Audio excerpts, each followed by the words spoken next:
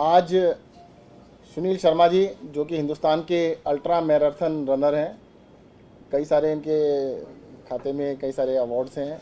हिंदुस्तान के number 1 ultra marathon है, लंबी दूरियां। मैराथन 40 किलोमीटर की होती है, ये 100 kilometre 200 kilometre. Great India run Bombay से दिल्ली तक 1460 किलोमीटर उन्होंने दौड़ा था। अपने गांव रेणुका जी से लेकर कन्याकुमारी तक इन्होंने दौड़ लगाई थी। देश के सबसे ज़्यादा लंबी दूरी की रेस इन्होंने लगाई है, क्योंकि ये हिमाचल प्रदेश में रहते हैं। अरविंद केजरीवाल जी की नीतियों से बहुत प्रभावित हैं। इनकी मैं मेन चीज़ बता देता हूँ। तो ग्रेट इंडिया रन 1480 किलोमीटर इन्होंने किया था बॉम्बे से दिल्ली तक। बेटी बचाओ बेटी पढ़ाओ चंडीगढ़ से दिल्ली 250 किलोमीटर की रन की थी, जो फेमस बता रहा हूँ मैं, बाकी तो बहुत सारी रन इनकी। Save the forest and lakes 127 kilometre की रन उन्होंने की थी।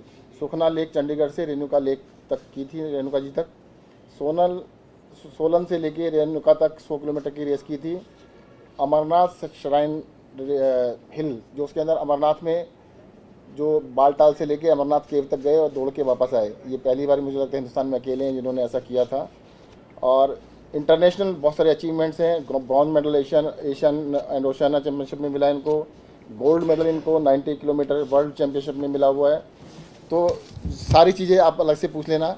बहुत ही डेकोरेटेड एथलीट हैं और हिमाचल की तरक्की के लिए अरविंद केजरीवाल जी की नीतियों से प्रभावित होकर आम आदमी पार्टी में आज शामिल हो रहे हैं। इनके साथ अभी क्योंकि हिमाचल से आए हैं तो इनके 4 साथी अभी यहाँ बैठे हैं, और ये जाने के बाद रेणुका जी में 250 साथी इनके और हैं जिनको वहाँ पर ज्वाइन कराया जाएगा रेणुका जी में जाकर। श्री जयप्रकाश जी हैं और पीएनबी बैंक के ऑफिशियल हैं, पहले वहाँ पे नौकरी करते थे। सरदार सिंह जी हैं, सोशल वर्कर हैं। डॉक्टर दिनेश शर्मा हैं और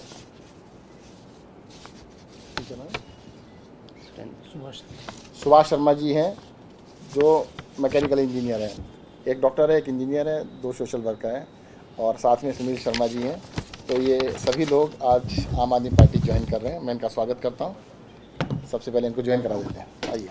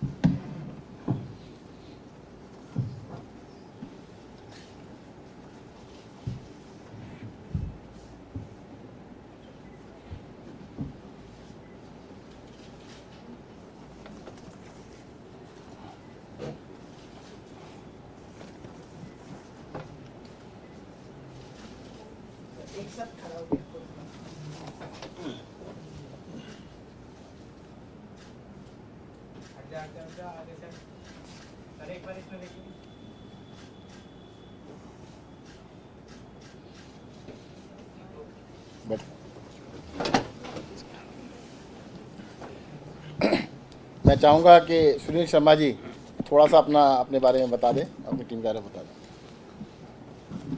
सबसे पहले तो मैं मंत्री साहब का थैंक्स करना चाहूँगा और सभी मीडिया बंधुओं को मेरा नमस्कार और थैंक यू सो मच। सबसे पहले मैं अपने बारे में बताना चाहूँगा। मैं जहाँ भी जाता हूँ मेरी छोटी सी इंट्रोडक्शन होती है कि मैं सबसे पहले तो एक इंसान हूँ, फिर मैं एक किसान का बेटा हूँ और एक फ़ौजी का भाई हूँ, और मैं 2 लोगों से बहुत प्यार करता हूँ। अगर आप मेरे रन देखोगे तो रन फॉर डिसेबल सोल्जर या run for farmer, run for mothers, ऐसे रन मैं करता रहता हूँ। और साथ में एक इंटरनेशनल एथलीट भी हूँ। और मेरे साथ मेरे जो साथी आए हुए जयप्रकाश जी, डॉक्टर दिनेश शर्मा जी और सुरेंद्र जी जो प्रिंसिपल है, इनका अपना स्कूल है, और सुभाष जी जो इनका अपना बिजनेस भी है और अपने नाहन में इनका बिजनेस है। मैं एक इंटरनेशनल एथलीट हूँ और मैं एक अल्ट्रा मैराथन रनर हूँ।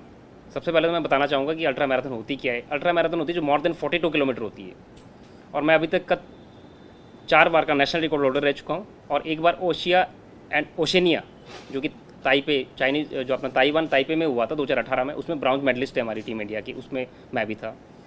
और मैंने 24 आवर्स में 228 किलोमीटर किया है, और रिसेंटली अभी 100 किलोमीटर किया था मैंने 747 में। मैं इंडिया को बहुत सारी कंट्री में रिप्रेजेंट कर चुका हूँ, साउथ अफ्रीका, ब्राज़ील, यूएस और फ्रांस, ताइवान। और जो एक आपने शायद अगर कभी सुना होगा, एक बैड वाटर होती है यूएस में जो वर्ल्ड की सबसे टफेस्ट मैराथन होती है, मैं उसमें फास्टेस्ट इंडियन हूँ। एक खिलाड़ी को मैं कहता हूँ कि पॉलिटिक्स में इसलिए आना पड़ रहा है क्योंकि जो हमारे, ये अच्छी बात है कि राजनीति में खेल होना चाहिए, बट खेलों में राजनीति नहीं होनी चाहिए। हमारे इंडिया में क्या होता है कि यहाँ पे खेलों में राजनीति होती है। मैं पिछले 6 सालों से लड़ रहा हूँ अपने लिए और अपने आने वाले यूथ के लिए। अगर हम चाहते कि सब लोग क्वेश्चन करते कि मेडल क्यों नहीं आते, और बड़ा दुख होता है कि इस देश की आबादी जहाँ पे सबसे ज़्यादा युवा होते हैं वहाँ पे मेडल नहीं आते। मेडल कभी पेड़ पे नहीं उगते। मेडल तब आते जब आप, जो हमारे, चाहे सेंट्रल गवर्नमेंट की मैं बात करता हूँ, हिमाचल गवर्नमेंट की मैं बात करता हूँ, मैं अनुराग ठाकुर जी से पूछना चाहता हूँ कि आप स्पोर्ट्स के लिए क्या कर रहे हो। हमारे पास कितने स्टेडियम है।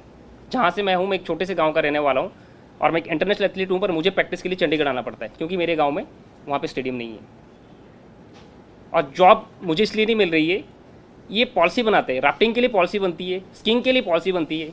मैं आपके थ्रू पूछना चाहता हूँ लोगों की, राफ्टिंग कितनी कंट्रियाँ खेलती है, या स्कीइंग कितनी कंट्री खेलती है, या क्रिकेट हम सिर्फ और सिर्फ क्रिकेट के पीछे भागते हैं। मैं नहीं कहता कि आप क्रिकेट को क्यों प्रमोट कर रहे हो, ठीक है, क्रिकेट को प्रमोट करना चाहिए, हर गेम को प्रमोट करना चाहिए, बट आप हॉकी को भूल गए जो हमारा राष्ट्रीय खेल है।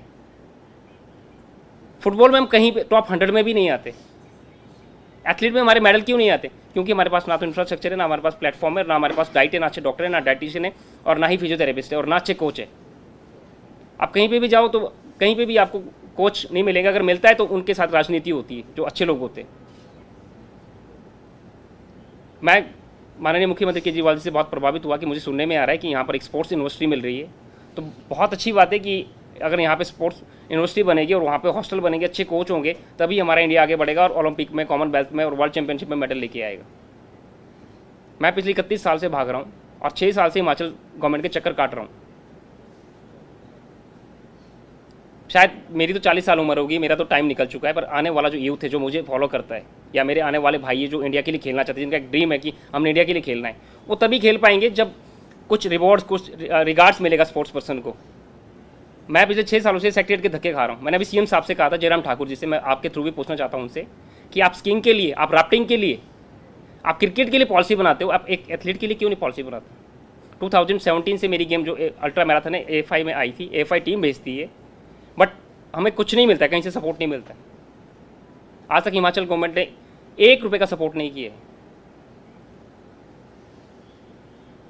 मजबूरन होकर हमें अपना स्पोर्ट्स छोड़ के राजनीति में आना पड़ता है, क्योंकि मैं सिर्फ, मेरा कसूर इतना है कि मैं एक आम इंसान हूँ, एक किसान का बेटा हूँ। शायद मैं अगर किसी सांसद, किसी मंत्री या विधायक का बेटा होता तो आज मैं भी अच्छी पोस्ट पे बैठा होता।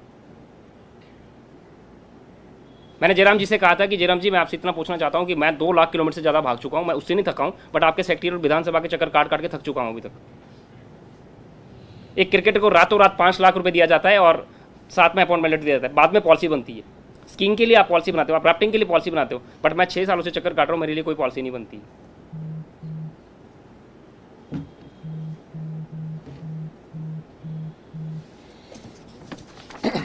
सुनील शर्मा जी को जब पता लगा कि दिल्ली सरकार एक इंटरनेशनल लेवल की स्पोर्ट्स यूनिवर्सिटी दिल्ली में बना रही है और वहाँ पे ओलंपिक के हिसाब से बच्चों को तैयार किया जाएगा, तो ये उस बात से बहुत प्रभावित हुए।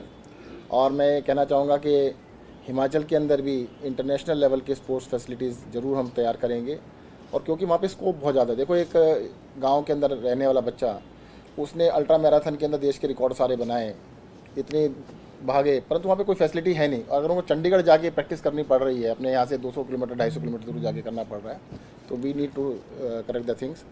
और आने वाले समय में हिमाचल के अंदर भी आप देखिएगा कई सारे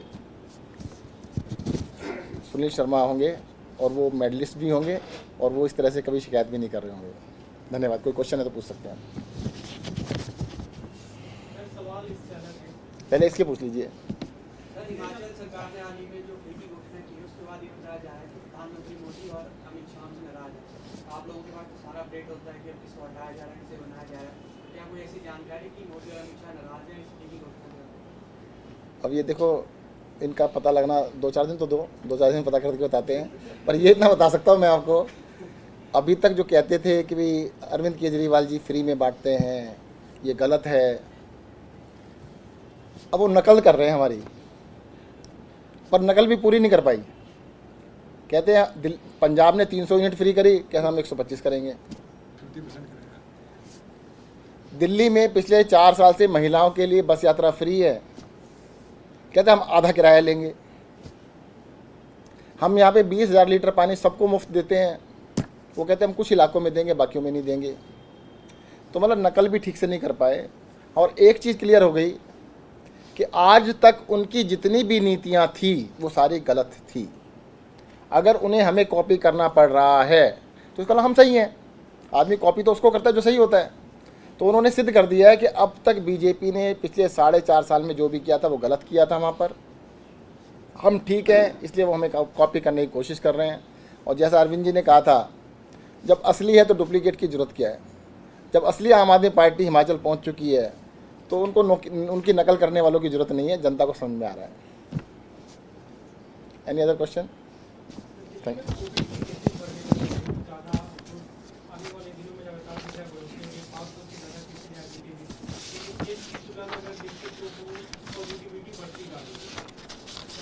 देखो, मैं 2-3 चीज़ें आपको बताना चाहूँगा। एक तो दिल्ली के अंदर 100% लोग वैक्सीनेटेड हो चुके हैं और काफ़ी बड़ी संख्या में लोग पहले इन्फेक्टेड भी हो चुके हैं। तो केसेस पॉजिटिव ज़रूर आ रहे हैं, बट देखने में ऐसा नहीं आ रहा है कि हॉस्पिटलाइजेशन की ज़रूरत पड़ रही है, ये उस तरह के केसेस नहीं बढ़ रहे हैं। बहुत ही नंबर ऑफ़ केसेस ज़रूर हैं क्योंकि टेस्ट हम कर रहे हैं। तो अभी तक ऐसा कोई खतरे की घंटी नहीं कह सकते हैं। और हम नज़र बनाए हुए हैं हर तरह के केसेस के ऊपर, and we are monitoring the things very closely.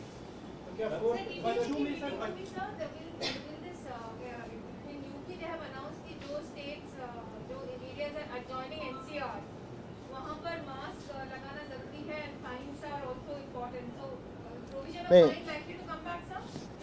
देखिएगा, मास्क लगाना ना दिल्ली में भी ज़रूरी है। अभी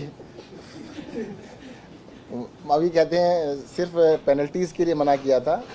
और सबसे मैं अपील करूँगा, देखो आपने तो खुद ही लगा रखा है तो आपको फॉलो करना चाहिए सभी को। मैं भी लगा लेता हूँ। अभी बताएं क्या लोगों ने सोच रखा है, किसको? स्कूल्स को लेकर के, क्योंकि बच्चे बहुत प्रभावित हो रहे हैं, खास करके adjoining जो डिस्ट्रिक्ट है नोएडा में। नहीं, नोएडा के बारे में तो हम क्या डिसीजन करें। क्योंकि पड़ोस में बहुत केसेस आ रहे हैं, वहाँ पे स्कूल बंद किए जा रहे हैं। नहीं, वो ये कह रहे हैं कि नोएडा के अंदर बहुत सारे केसेज आ रहे हैं। तो नोएडा के, हाँ, हमारे पड़ोस में ज़रूर है, परंतु नोएडा के बारे में नीति शायद यूपी गवर्नमेंट बना पाएगी, हम नहीं बना पाएंगे। देखिएगा, हमने प्रोटोकॉल बना दिया है। स्कूलों के अंदर किसी भी क्लास में कोई बच्चा मिलेगा तो उस क्लास को कुछ दिनों के लिए बंद किया जाएगा। कोई टीचर को मिलता है जिस क्लास में उसने पढ़ा है उसको बंद किया जाएगा। वो प्रोटोकॉल हमने लागू कर दिया है। सर, जहांगीरपुरी में जो मामला हुआ है, आप गृह मंत्री भी हैं, क्या आप किस नज़रिए से देखते हैं कि क्या लॉ एंड ऑर्डर सिचुएशन में बहुत चीज़ें खराब चल रही हैं? क्योंकि पहले भी दंगे हुए हैं, दोबारा दंगे हो रहे हैं, क्या स्थिति आपको नजर आती है? जो क्वेश्चन आपने पूछा कि भाई लॉ एंड ऑर्डर की सिचुएशन कैसी है, तो मैं कहूँगा कि ठीक नहीं है। और जहाँ तक आपने कहा कि गृह मंत्री हैं, जिन गृह मंत्री के अंडर पुलिस आती है ज़रा उनसे भी जाके पूछ लीजिएगा वो लॉ एंड ऑर्डर की सिचुएशन ठीक क्यों नहीं कर रहे हैं। दिल्ली के अंदर बीजेपी को लॉ एंड ऑर्डर की सिचुएशन को ठीक करने की आवश्यकता है, वो उसको ठीक नहीं कर रहे हैं। उनको दिल्ली में भी और जहाँ जहाँ पर भी उनके हाथ में सब जगह ठीक करने की जरूरत है। सर, ऑटो टैक्सी, ओला, उबर यूनियन सब हड़ताल पर चले गए। दिल्ली वाले काफी परेशान हैं। सरकार इस बारे में सोच रही है? मैं सब चीज़ों का आंसर देना मुश्किल है ना। आप, मैंने कहा हेल्थ का ले लीजिएगा, आपने 2-3 और चीज़ें ले ली। सर, जहांगीरपुरी वाले मामले में जो मुख्य आरोपी है उसको आपकी पार्टी से जोड़कर बीजेपी दिखा रही है। मुझे लगता है बीजेपी से जरूर जुड़ा होगा वो, तभी बीजेपी वालों को पता है अंदर तक का। हम ये कह रहे हैं अगर किसी भी पार्टी से जुड़ा हो उसको सख्त से सख्त सज़ा मिलनी चाहिए, दुगनी सज़ा मिलनी चाहिए। और उनको अंदर की बात पता है तो अंदर वाला उन्हीं के साथ ही होगा। Thank you.